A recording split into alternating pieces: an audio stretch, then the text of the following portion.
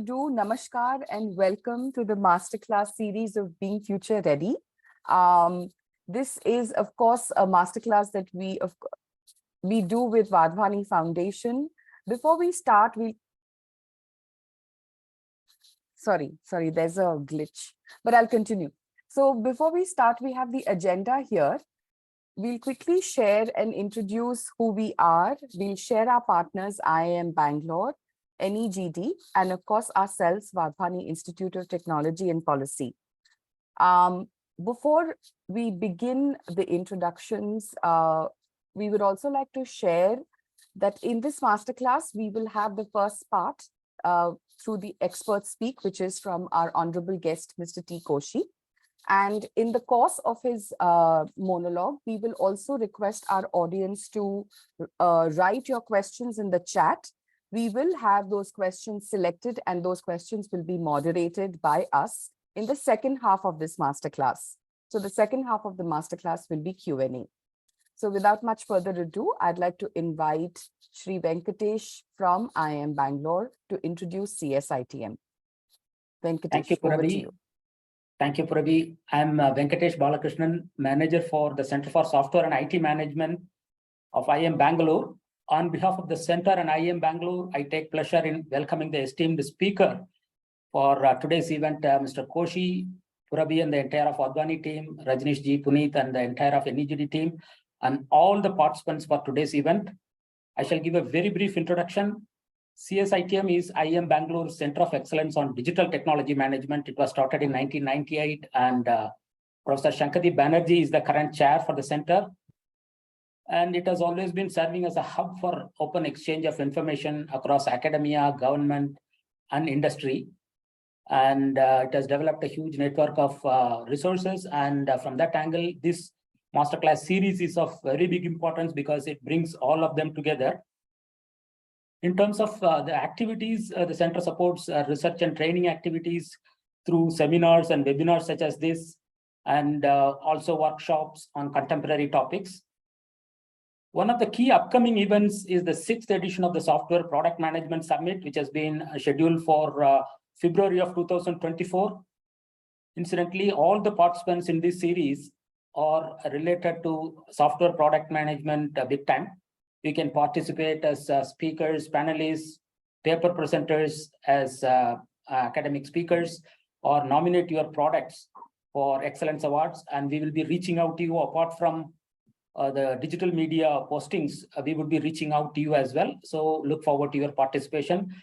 And today's event is even more important to us because Mr. Koshy is an alumnus of IIM Bangalore. I am sure some of the professors and all colleagues of Mr. Koshy will be either participating or watching the recordings.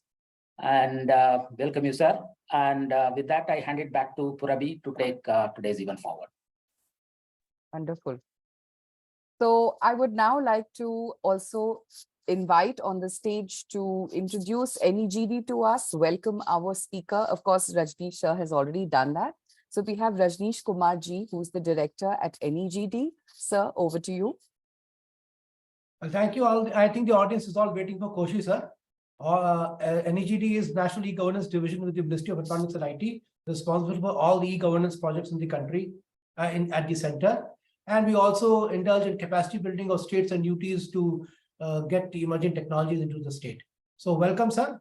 We're all waiting for your exposition on digital commerce. Thank you. Thank you so much, sir. So at this note, we would like to quickly introduce WITP. We are a part of the Vadhvani Foundation, and our aim is to enable digital transformation that increases the impact and outcomes from government policy and initiatives. And we work out of 3 specific areas, one being the skilling and academy, where we are focused on delivering classroom training as well as self-paced courses to upskill across various digital platforms. And we also focus on technology enabling, where we are able to demonstrate on various emerging technologies and their implementations in government operations. And we also focus on program and policy advocacy, where we are focused on digital missions on skilling in entrepreneurship, policy advocacy on data policies and data strategies.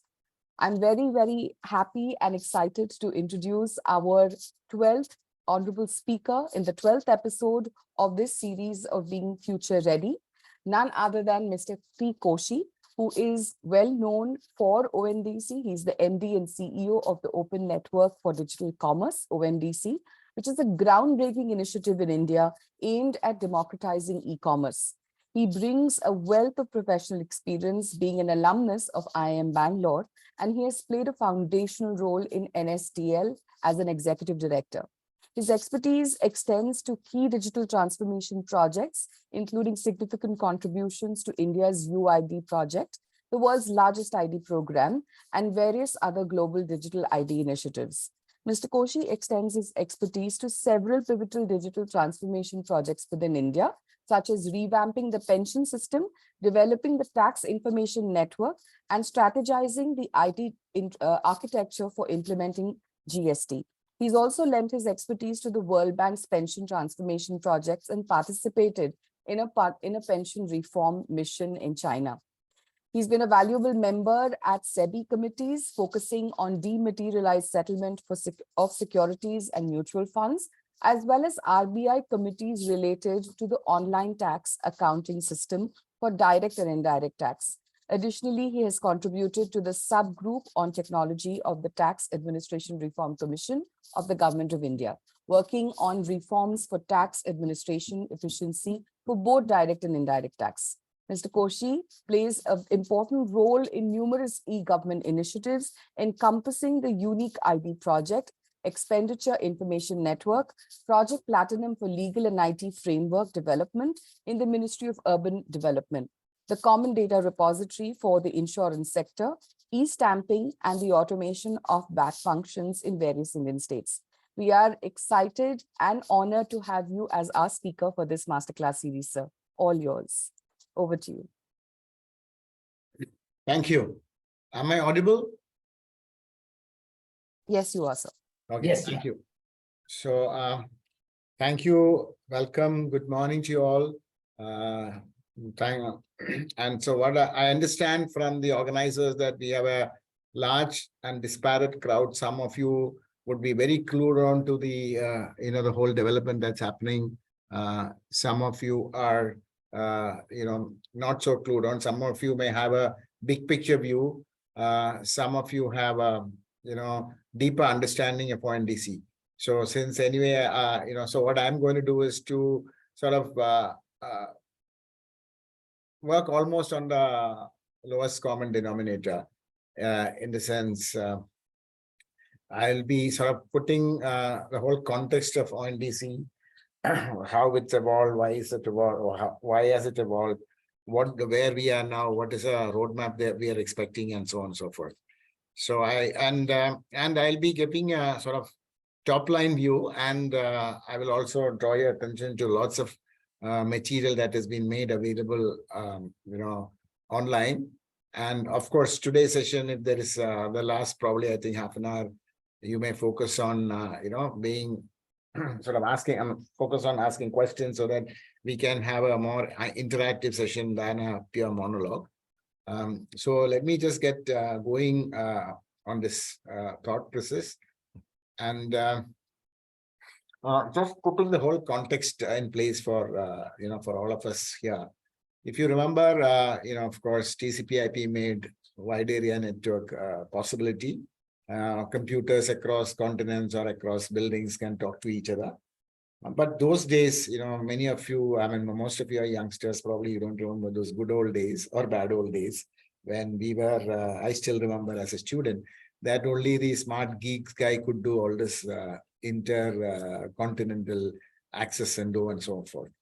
And sometime late 80s, I think we had the whole Tim Lee came and launched or rather made HTTP available as a public infrastructure, and that actually changed the way the information sharing happens over the internet around the world. I remember reading somewhere, then he said either it will change the world, or this HTTP will change the world, or it will mean nothing to anybody. but because nobody knew what's going to happen. But as you all know, it changed the world. And to begin with, what was there was only information sharing, that people could make broadcast and make their information available in a standard protocol, and there could be different browsers which are following the which are using the same protocol could discover that. So information sharing that way was a very democratic process. So long as you could create a web page or a portal or anything on a using HTTP as a protocol, any browsers which can read the HTTP HTML pages could see that. So what sort of determined primarily the traffic to any website was the and the content. Okay, what the website provider did. So the control was in the provider's hand with respect to the content that he gave, the quality of content, the relevance of the content, and the publicity that he gave to the content in the different medium. And that he was then discoverable by any of the browsers, and the traffic was primarily based on his own action.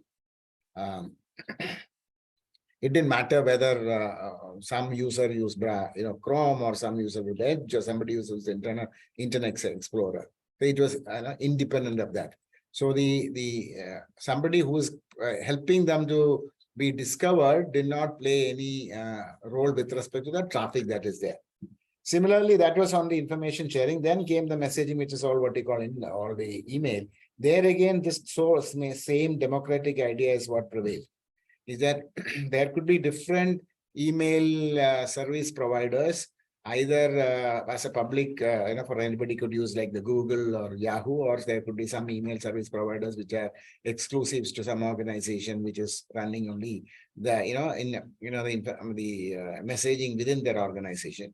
But all of them, if they use SMTP as a protocol, could talk to each other. So whichever platform gives email service to a client, and with whatever facilities that is there, they could always share an information with another email account holder from any other service provider, which is again because of an open protocol SMTP here.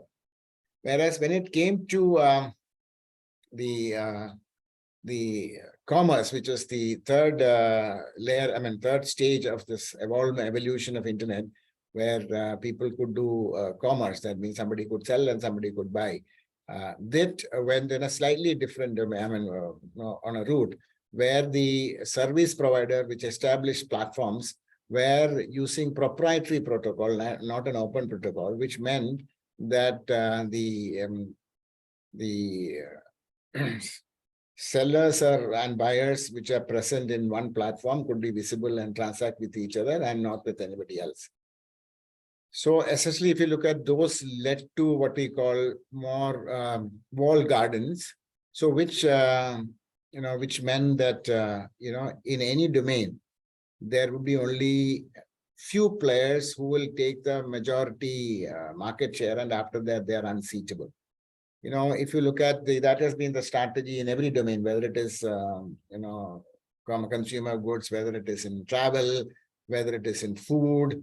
In any of them, you would see few enterprises coming quite a lot of resources, throwing a lot of resources to get an exclusive user base of buyers and sellers, and then they are practically, unseatable from that one. If you look at the consumer side, in the commerce side, consumer product side, if you look at about globally, about 4 entities together hold more than 45% of the market share.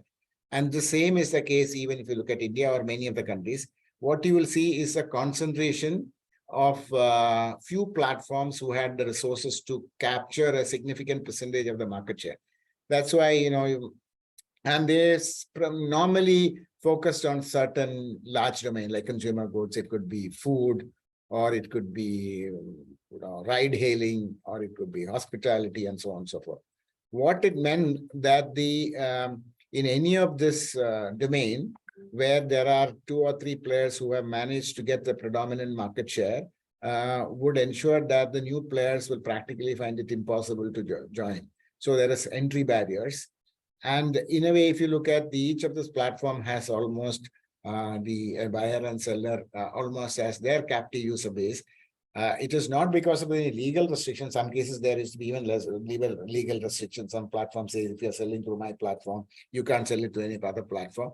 Even if those contracts are not there, for a seller to be present in multiple platforms, it means that he would have to have legal, procedural, contractual, all processes which are unique to each of them being established. So that sort of led to certain kind of what you call the captivity, and there is significant amount of information asymmetry with the players in the middle. The who help to talk the buyer and sellers have significantly more information, which help them to have undue influence on the buyer, and they help them to make very often unfair demands on the seller because they are practically captive. Okay. While each of this entity did humongous amount of innovation to make their services meaningful for their customer clients to maximize their, the shareholders' return, broad-based innovation was limited, because if I had anything smart to offer in an e-commerce or in food domain, either I could go and make it available to existing players, who may have their priority on who should be the buyers and sellers, whereas I will not have any capability to, drive my innovation. So in that way, it also limits the avenues for buyer sellers. And in the whole, when such, hold is there for limited players, either as monopoly or oligopoly, their, the overall cost has a tendency to go up, because they may not be the best in terms of optimizing the cost of every building blocks of commerce. Okay, so this was the this challenge. So in a broad base, if you look at the while most of the countries and continents went in terms of for having these kind of if I use the word East India companies who have maximizing the interests of few shareholders in every domain, practically having in the domain in their control. India went in a different way of having what we call digital public infrastructure. What is essentially, if I just use the common parlance, like digital rails on which the every enterprises could run their business in the best possible interest for themselves as well as for their clients, bringing in significant amount of competition and providing a free play possibility for every player.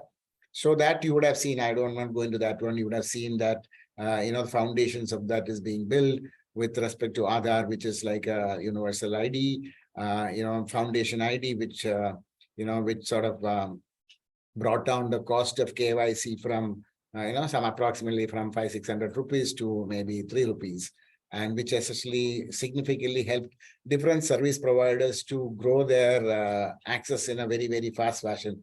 Probably would have heard the case study saying that Reliance Jio, the telco, when they came in, the Aadhaar-based KYC helped their speed and kept their costs down, that they managed to do something like 100 million in 6 months' time, which wouldn't have been possible in the absence of that kind of infrastructure.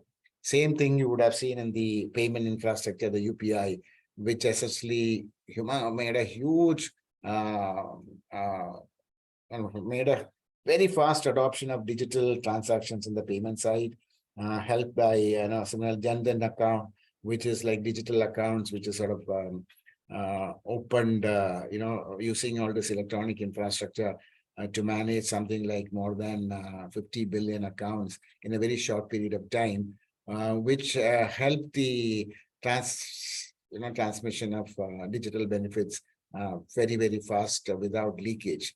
So as you would have heard this comment saying that India would have taken about 46 years to go from 18% to 80% bank account penetration. But with this kind of digital infrastructure, we managed to do that in practically 6 years' time. If you look at ONDC, Open Network Digital Commerce, draws its foundation, philosophical foundation and infrastructural support and the complementing systems in the same, what we currently call as India stack. So the idea is to reimagine digital commerce make it democratic and equitable, is the thought process with a very broad-based participation. So if I just expand a little more, what it says, I earlier explained to you the idea of proprietary platforms and impact. What is just schematically present here on the left side is the current platforms, just for, ease of understanding, I just sort of showed only two building blocks in every platform. Is the building blocks of buyer interface and buyer seller interface. On the left side, I've said the sellers, which is somebody who has something to sell, and the buy side, somebody who wants something. And each of them have their interface provided by the platform to meet their requirement with respect to participation in the platform.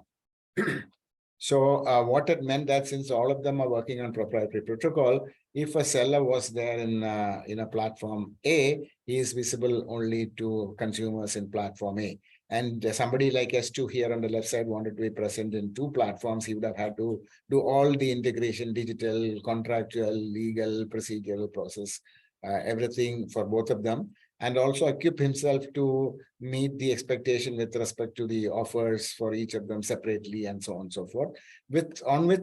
He had very limited control. So that's how we said as earlier, like it leads to probably only a few players taking majority of market share. And once they are there, nobody can come and touch them unless somebody humongously large come with lots of resources to sort of, capture the size from somebody else. You have seen that in every segment. Okay, so what the idea of open network is only two simple principles. One is unbundling. That means any of the building blocks of the transactions can be unbundled and make them all interoperable. So that's what you're seeing on the right side. For us, I said for simplicity purpose, I've kept only the buyer interface and seller interface separately. Buyer interface is coming through platform XYZ and seller interface is coming through platform P, Q, and R. And the sellers which are managed to make their catalogs visible and establish the process for consummation of a transaction through platform X on the left side are now visible to any buyers coming from any of the platform PQR on the right side, which is looking after interest of the buyer. So the need to, the S1 to be independently integrating with XYZ is gone. And that has been made possible by ONDC protocol, which essentially builds on the open source backend protocol with a thin layer of, which is essentially enabling transactions on the top of which there's a thin layer of commerce related,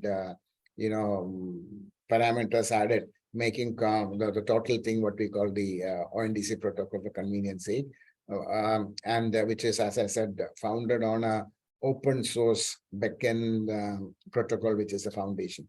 And even as a collective total ONDC protocol, what we have made it is even that is under CCND. That means it's available for anybody to use as they want, so long as they recognize the usage in here in India. And even there in the ONDC protocol, the backend part of it is a completely under MIT. I mean, like anybody can take it and do anything what they want to do as they fit keys as per the broader, open licensing arrangement that is there. So that's the whole transformation we are trying to do. So now if you extend your imagination, you can see that the building blocks need not be only, the seller interface and buyer interface, logistics, warehousing, packaging, sometimes assaying. All of them are different building blocks. And all of them, since we'll be using this protocol, it means that they can be nicely stitched together to get a seamless experience to the end consumer. I'm sure that you're all familiar with this unbundling in every business, whether it's a banking operation or whether it is manufacturing of car, or in the service side, whether it is giving telecom service. I'm sure that many of you are familiar with the Virgin mobile model, where they have only practically a CRM software and a billing software, with everything else is third-party service providers.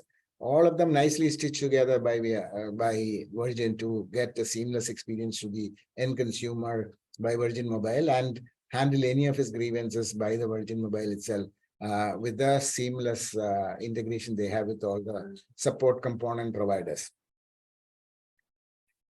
So so the way India proceeded was that there had been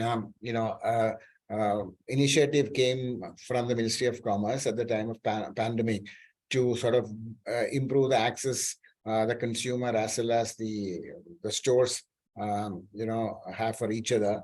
And then instead of original thought was to sort of develop something like a specialized Kirana app or something like that. But then when the subject matter experts sat together and discussed that is a very, very short-termish approach. But can we look at something which is transformatory, which can completely change the way? And that's when the people, the Ministry of Commerce, DPIIT also brought in experts from the field, and also brought some giants in this field like Nanthan Reddy and R.S. Sharma, and people like Asbe and Dilip Asbe of UPI, and all came together and said, we should use the same thought, what helped us to design the UPI, which is, can be used here. So if you look at any business transaction, there are two sides. One side is the money movement from the buyer to the seller, and the other side is the goods offer and the contract with respect to goods or service. So what UPI did was for the money side, and what ONDC said that let's try to, what the experts said, let's try to do the same philosophical principle on the sell side, which is on the products and services. So the work under the guidance of this advisory council, working with the Minister of Commerce, Piyush Goyal, and his DPIIT team, started shaping this agenda and decided to set up an independent company as Openness for Digital Commerce, which is sort of given the responsibility of developing this network across the country.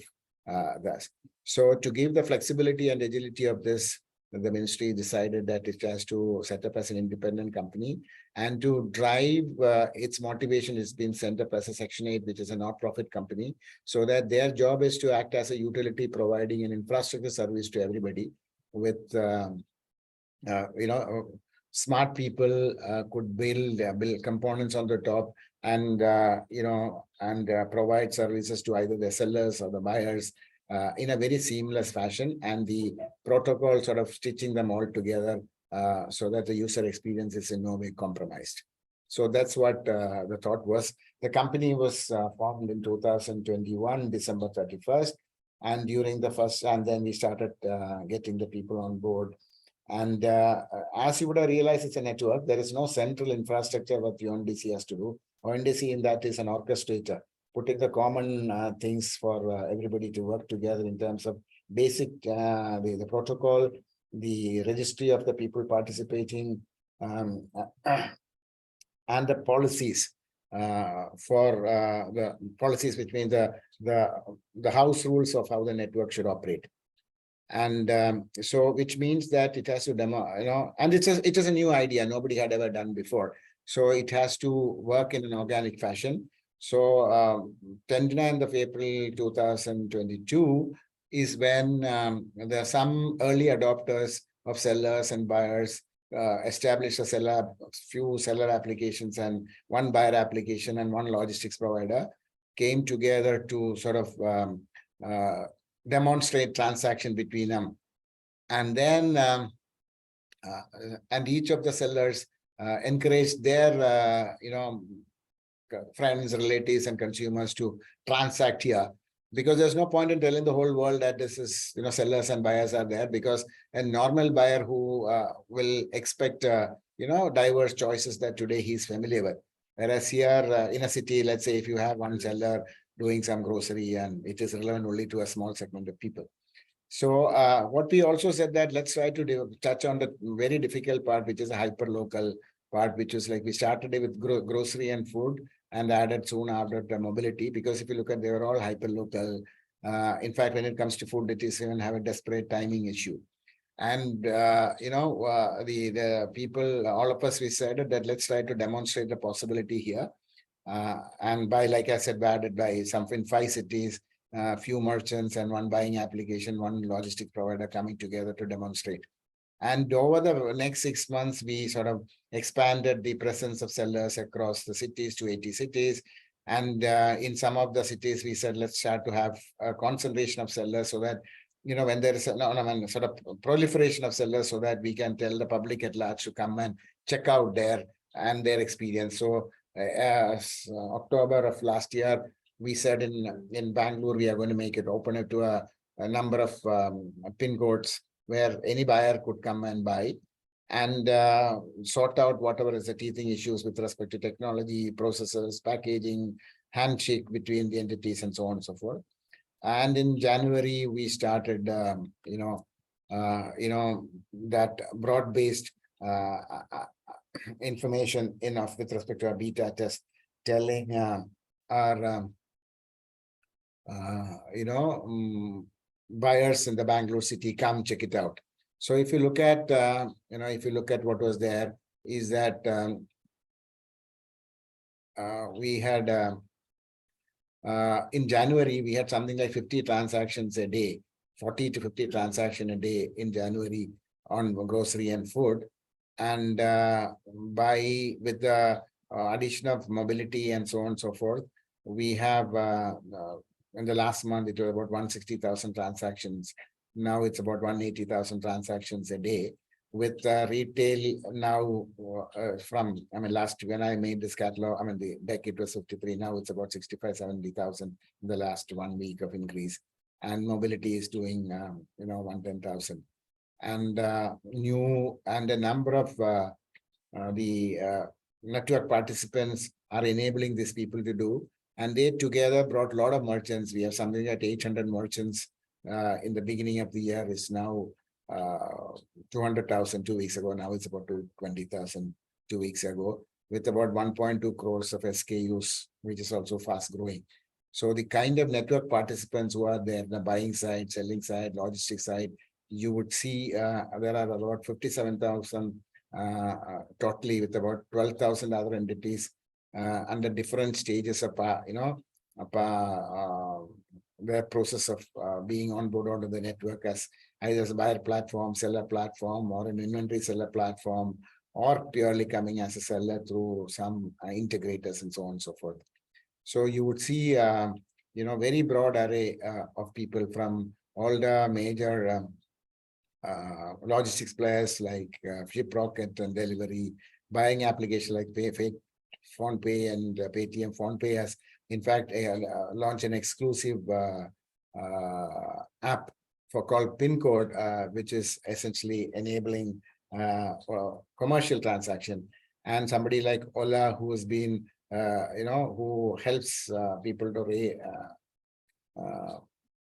hail cabs, are now realize, hey, I can do a lot more to my consumer. In fact, they started by offering them ONDC food. If you go to their, the application, you would see if you want to buy food, your facility, and I understand that beyond food, they'll be adding many more other components so that for the existing digital consumers, they can have more and more offers being given at practically very limited marginal cost.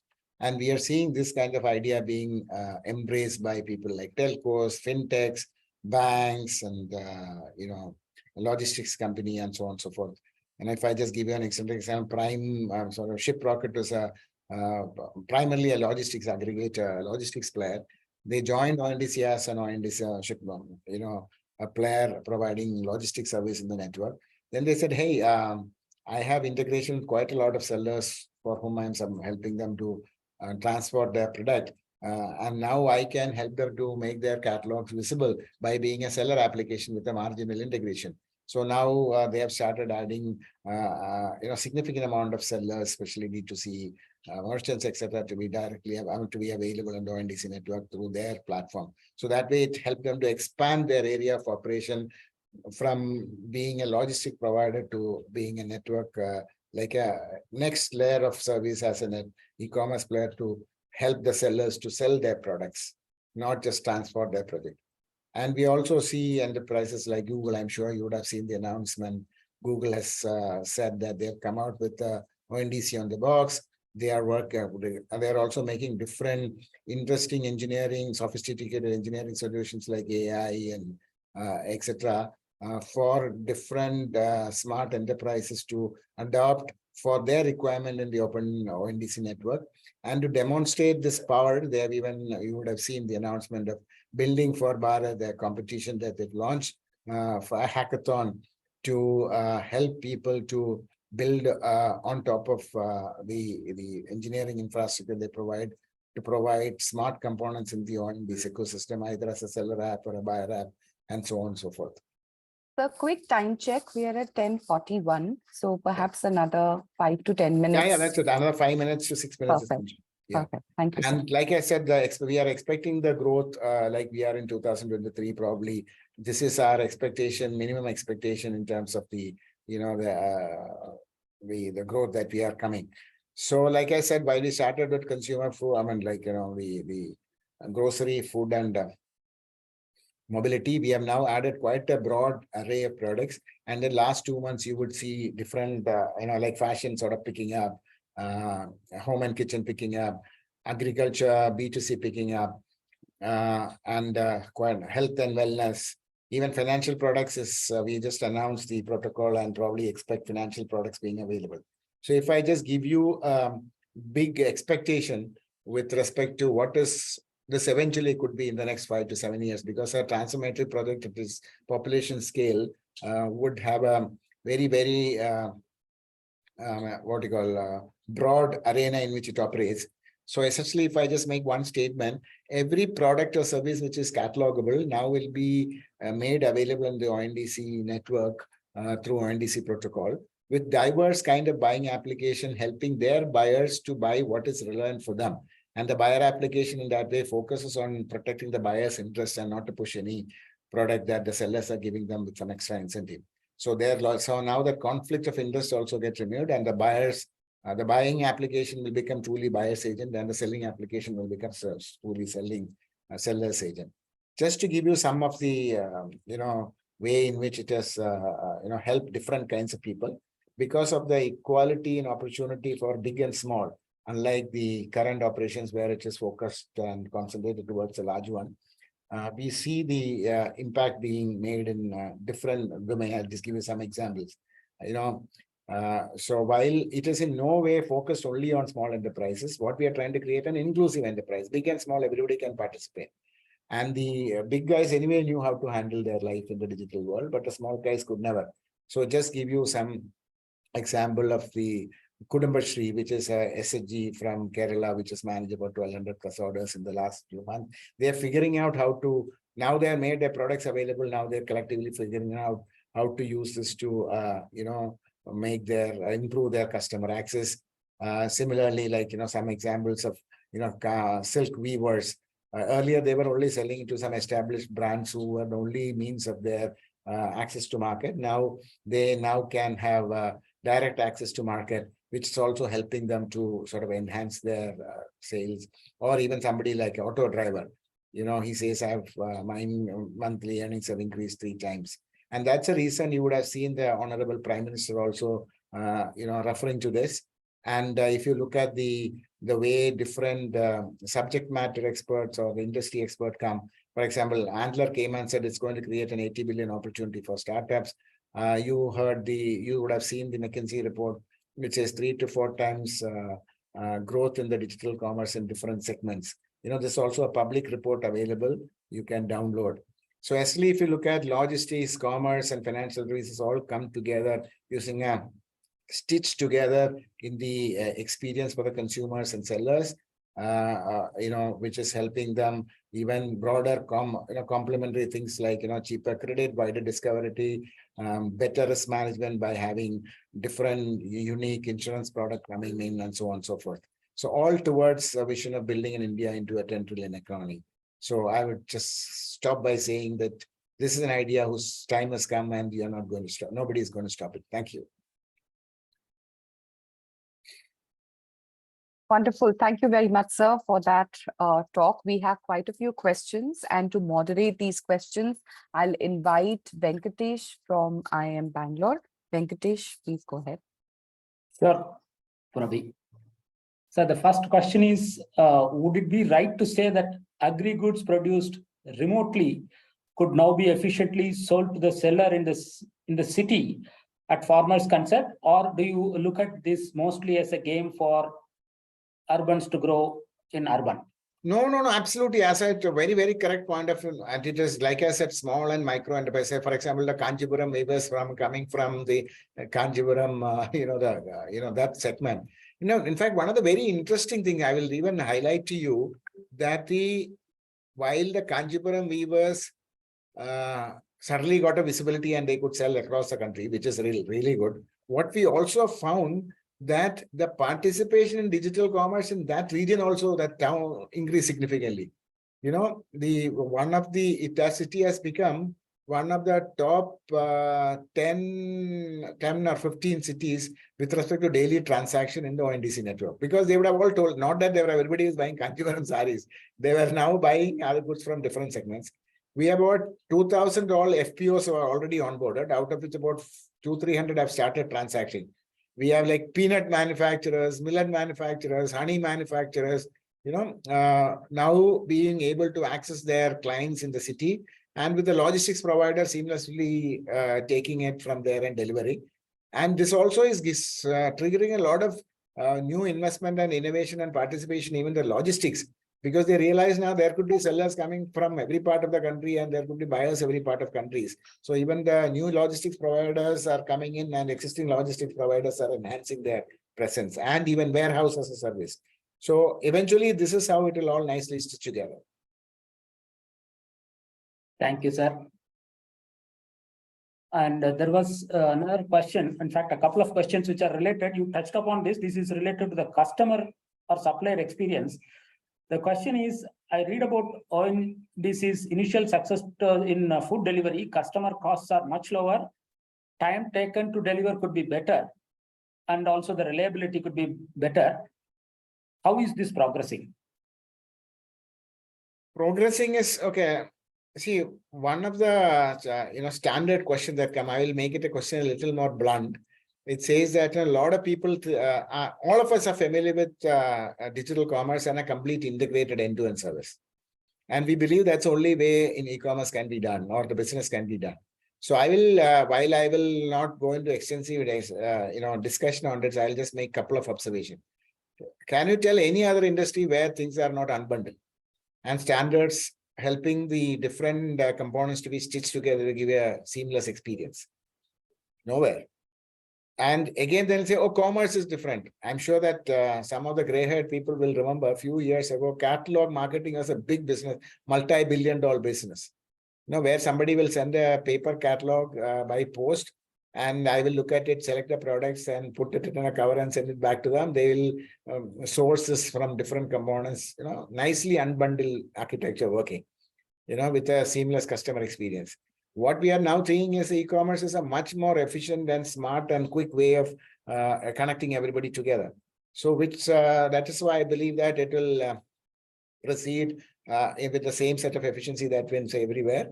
And like I said, when something new is starting, there'll definitely be the teething trouble of people figuring. If I just give you the foods, food became a lot of public because there was somebody made some nice viral video. So in fact, what happened is when we started with grocery and food, in the early few months, 95% was only food. Today, if you look at, while we do about, of the total that we do, mobility has gone through the roof, which is like, as I would have said, more than 100,000 transactions a day. And from just 4 cities, out of which Bangalore forms a large chunk. When it comes to non-mobility, about 65,000, out of which about 45% is food, 20% is fashion, and groceries about 10%, and so on and so forth. So we are seeing and electronics another 10%. We are seeing broad-based participation in the food, more than 95%, about 95% of everything get delivered in an hour's time. And what we are doing is all the network participants are collectively coming together with we as an enabler to improve their performance and so on and so forth. So things are, as I said, we started with 1,000 transactions a day, which became only everything together, 1,000 in a month. To September, it became 3.3 million in a month, with about 6 lakh in non-mobility. And now in October, half the month we are already done 6 lakh. So we are happy, but Yeah, as any, I would very humbly accept that we are seeing tip of an iceberg. So we have a long way to go, miles to go before we sleep. From same Mr. Krishna Narayanan, there is some feedback. And as a consumer, please make ONDC more accessible, easily available, even if it means ONDC creating its own buy-side app. Your comments. The answer to that is for two reasons. We will not create our own buy-side app. What we have done is we have created a buy-side reference app and a sell-side reference app available in GitHub, anybody to do the business. What we are saying is at this present, we do not want to compete with our own business partners.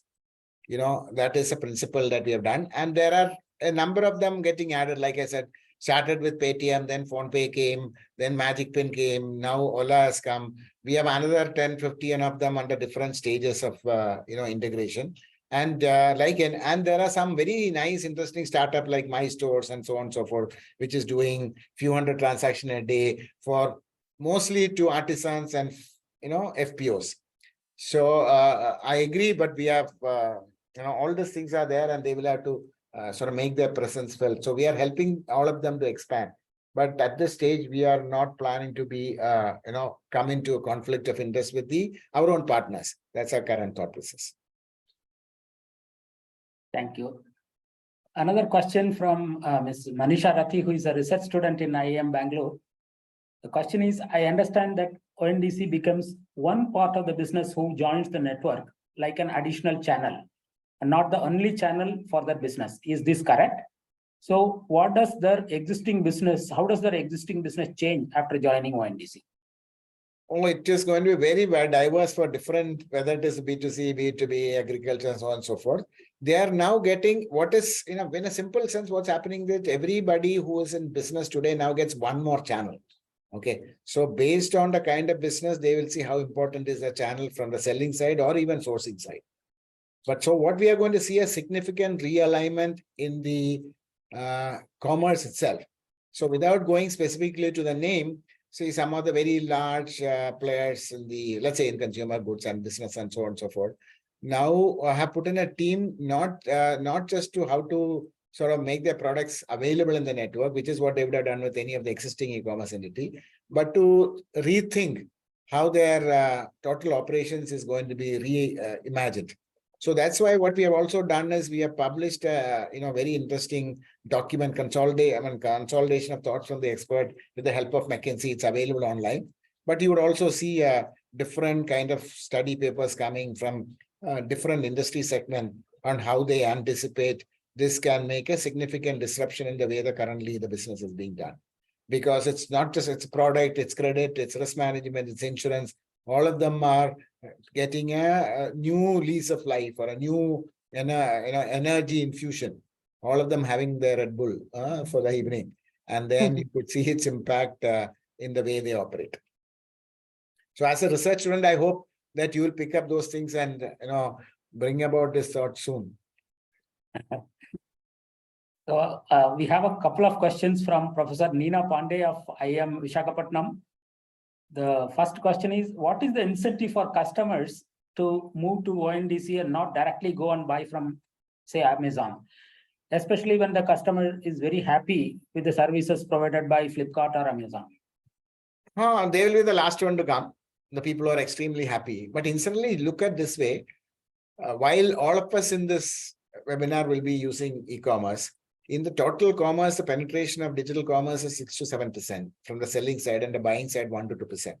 So it means that the focus of these platforms are certain category of the society. So for them, this may be the, but what we are thinking about is enhancement of the participation. Same thing happened if you look at often featured example of UPI. 5 years ago, all of us used to be using digital transaction, and the existing digital transacting players thought that, we will have a growth practically in 3 years' time, we will double. What more can you do? But when the dimensions change and when innovations was enabled in different segments, building blocks, you saw from 250 million transactions a month to 10 billion transactions a month moving, with the participation growing exponentially. So that's what we are expecting. And of course, as it stabilizes, you would see even the competitive offers coming because of the reduction in the rent-seeking capability of different players. So you saw that in the food segment, and we are seeing similar kind of things. So the customers may see certain advantage or even may see some broad convenience. For example, there could be one application today. For example, if you go to Paytm, which is a buying application for us, you would see that you can buy consumer goods and you can also order food. Soon you will see you'll be able to hail taxi there. Or if you go on the same thing, if you go to, like, for example, in Ola, you would see multiple things offering. And soon you may even see financial products there. So more options. So consumers' incentive could be more options, more comfort with more integrated product offers, same application for multiple services, and their cost advantage for those people for whom that's also a relevant thing. So that's how we believe that it could transform. It is going to be and you'll see humongous amount of innovation happening. For example, there could be, I'm just giving some, this is my favorite example, a lot of people would have heard. Like, for example, there could be one startup coming and say that, I'm going to create a buying application to non-resident Malayalis, to help them procure from their cities culturally relevant product, because they don't have to go and tie up with any of them. Those sellers are anywhere there. They have to only look at how to make the buying experience of those non-resident Malayalis with the Malayalam text and the Malayalam, script and the contextually relevant recommendations. So I'm just saying this opens up humongous innovation to come, and that is what could add a lot more values to the customer.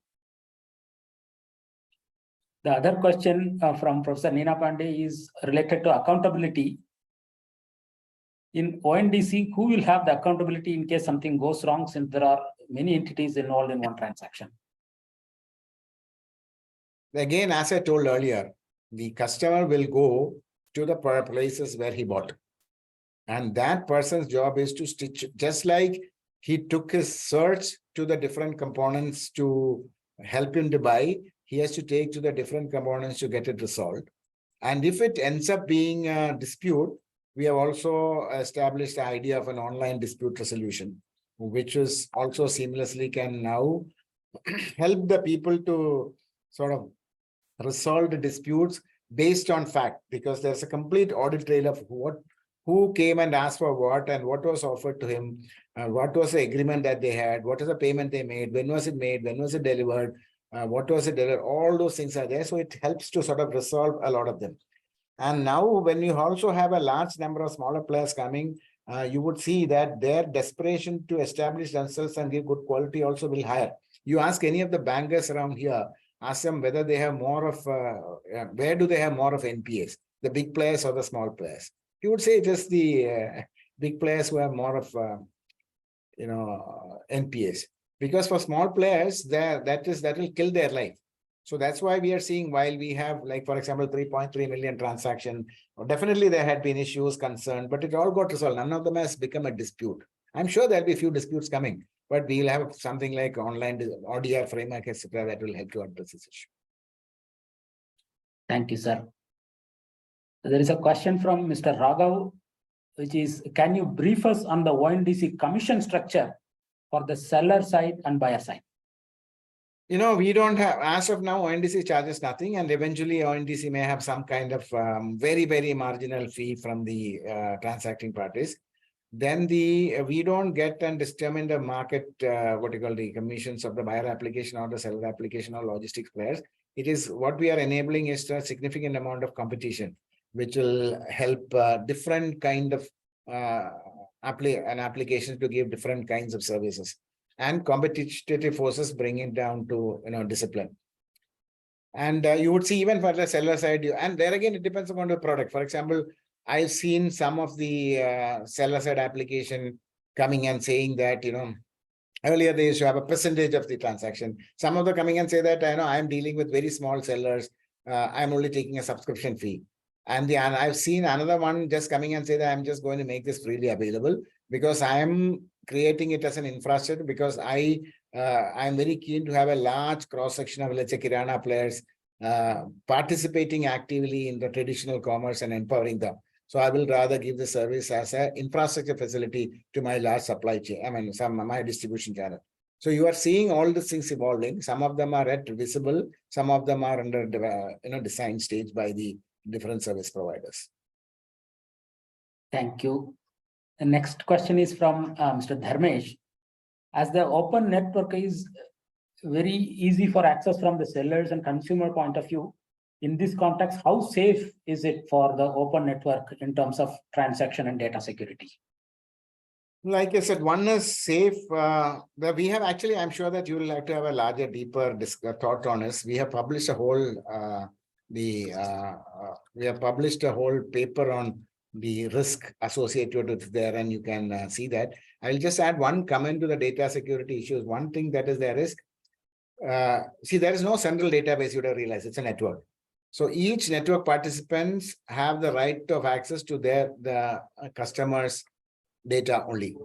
So if you are dealing with a buyer application A, your details is available only to the buyer application A, and details with respect to your data will be available to the sellers who sold to you. It is not like somebody who has stranglehold on the total data. Thank you, sir. Mr. Hardik Tiwari has a few questions. The first question goes like, what is the minimum requirement for enrolling on ONDC as a seller, and how a newly established business can start selling on ONDC? What are the incentives? See, it depends upon which product. If you are an FPO, plus any of them are, essentially the minimum cost that you will have is to make sure their catalog is digitized. And based on which kind of product and scale of operations you have, there are different network participants. In fact, we have provided a seller's handbook in our ONDC network. You can do that. And then we have also published a complete learning infrastructure for ONDC Academy. I'm just giving the big picture. And there is also a WhatsApp bot where you can send a hi message and give you a sort of step-by-step input on how to become a seller, whether you come directly as a seller, as a network participant, or you come through an aggregator. But the point that I'm saying is, there is, if you are a person with a very, like I said, like a weaver in a small, or an artisan, to if you are on the other side, HUL, all of them have their own possibilities at their own cost that they can join. So it's not like a big cost burden on anybody. Thank you. And the next question is, how can I, as a freelance developer, develop an app for ONDC or integrate ONDC in their app? Oh, everything, the whole protocol. Go to GitHub, every protocol, every documentation is lying there. Incidentally, recently, some 3 kids from BITS Pilani together developed something and showed us, and it sort of passed it was pretty good. And I told them, go and sell it to anybody who's wanting to do it and make a business of it. That's the beauty. This enables humongous amount of possibilities for innovation and specialization. Just making one thing is, every Tuesday, one of my colleagues does a detailed business briefing.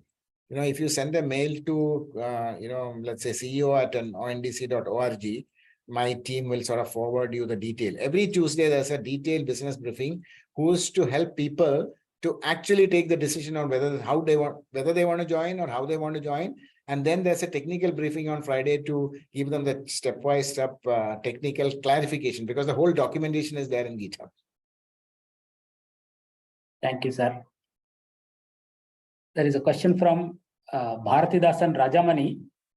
The question is on, please explain the scope and how government institutions can register and use this platform for their procurement. No, you can use any of the buying application and buy whatever that is available, subject to the internal policies of the government. In fact, recently, I saw that the DPIT secretary had written a letter to all secretaries in every central ministry and all chief secretaries, suggesting that they could use the ONDC gift coupon as a means of providing gift to their employees and everybody during this gift season. So that itself has been a sort of indication, a sort of guidance given by the secretary DPIT. And I'm sure that based on which department that is there. So it's a question of this is not an auctioning system. This is where, like I said, B2B and B2C, B2B has just come. So I think when you come to large scale B2B buying, I think there is a rule of, government departments using GEM. So this is not replacement of GEM. GEM will continue as a procurement platform for the government. And soon the GEM sellers also will be available in the ONDC network. That's also being planned.